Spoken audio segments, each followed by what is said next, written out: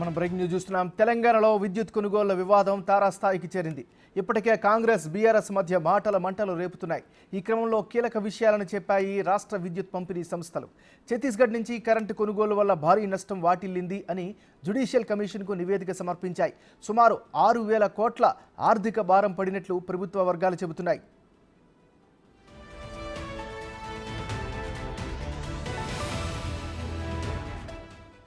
మనం breaking news చూస్తున్నాం. తెలంగాణలో విద్యుత్ కొనుగోళ్ల వివాదం తారాస్థాయికి చేరింది. అసలు విద్యుత్ రంగానికి సంబంధించినటువంటి అవకతవకలు, గత ప్రభుత్వ పాలనలో జరిగినటువంటి ఓవరాల్ వ్యవహారాలకు సంబంధించి పూర్తిస్థాయి విశ్లేషణ అందించేందుకు మా ఇన్పుట్ ఎడిటర్ పవన్ లాలు సిద్ధంగా ఉన్నారు. పవన్, చెప్పండి, ఇప్పటివరకు ఈ రంగంకు ఉన్నటువంటి అప్డేట్స్ ఏంటి? ఇంతవరకు ఏం జరిగింది, రేపు ఏం జరగబోతోంది? విద్యుత్ కొనుగోళ్లు, పవర్ ప్లాంట్ల నిర్మాణంలో భారీ అవకతవకలు చోటు చేసుకున్నాయంటూ దానిపైన విచారణ జరపడానికి జస్టిస్ ఎల్ నరసింహారెడ్డి నేతృత్వంలో కమిషన్ను ఏర్పాటు చేసింది. ఇప్పటికే ఆ కమిషన్ మాజీ ముఖ్యమంత్రి కేసీఆర్కి నోటీసులు ఇవ్వడం, ఆ నోటీసులకు ఆయన సమాధానం ఇవ్వడం కూడా మనం చూసాం. సమాధానం ఇచ్చే నెపంతో ఆయన కమిషన్కి విచారణ అర్హత లేదంటూ ఆయన కమిషన్నే ఆయన తీవ్రస్థాయిలో విమర్శలు కుప్పిస్తూ ఒక 12 పేజీల లేఖ రాశారు. ఈరోజు కమిషన్ ఎదుట అటు విద్యుత్ జేఏసీ రఘు, విద్యుత్ నిపుణుడు రఘుతో పాటు కోదండరామ్ కూడా హాజరు కానున్నారు.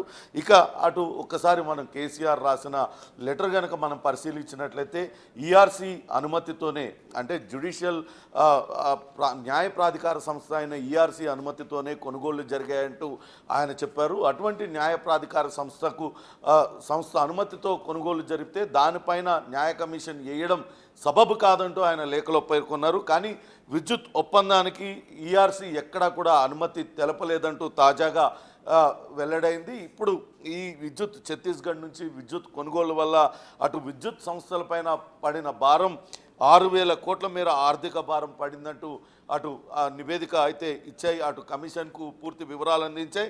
ఒప్పందం ప్రకారం ఛత్తీస్గఢ్ నుంచి మనం కొనుగోలు చేసిన యూనిట్ ధర ₹3.90, కానీ అది తెలంగాణకు చేరే వరకు దాదాపుగా ₹6, ₹5.90, అంటే ₹2 అదనంగా పడిందని తెలుస్తుంది. దీనివల్ల ఎక్కువగా చెల్లించాల్సి వచ్చింది. ఇంకా ఇప్పటికే మనకు ఛత్తీస్గఢ్ నుంచి దాదాపుగా 17,996 మిలియన్ యూనిట్లు విద్యుత్తు తెలంగాణ రాష్ట్రం కొనుగోలు చేసింది. అందుకు గాను 7,719 కోట్ల రూపాయలు చెల్లించింది.